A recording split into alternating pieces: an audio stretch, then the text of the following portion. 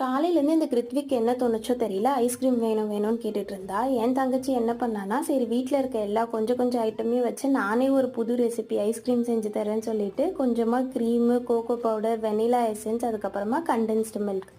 இது எல்லாமே கொஞ்சம் கொஞ்சம் போட்டுட்டு, அது எல்லாத்தையுமே விஸ்க் வச்சு கொஞ்சம் நல்லா மிக்ஸ் ஆகுற அளவுக்கு பீட் பண்ணிட்டே இருந்தா. அது நல்லா மிக்ஸ் ஆகி ஒரு ஐஸ்கிரீம் மாரி கன்சிஸ்டன்சிக்கு வந்துருச்சு. இருந்தாலும் அத வந்து மிக்ஸி ஜார்ல போட்டு கொஞ்ச நேரம் நல்லாவே வந்து கிரைண்ட் பண்ணிட்டே இருந்தா.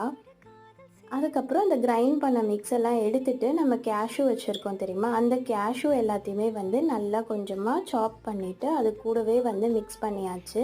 ஐஸ்கிரீம் சீக்கிரமாக ரெடி ஆகணுன்றதுக்காக வீட்டில் இருந்த கப் கேக் மோல்டுலேயே வந்து அந்த ஐஸ்கிரீம் எல்லாத்தையும் ஊற்றியாச்சு. இது அவ்வளோதான், ஒரு 10 நிமிஷம் தான் ஆச்சு.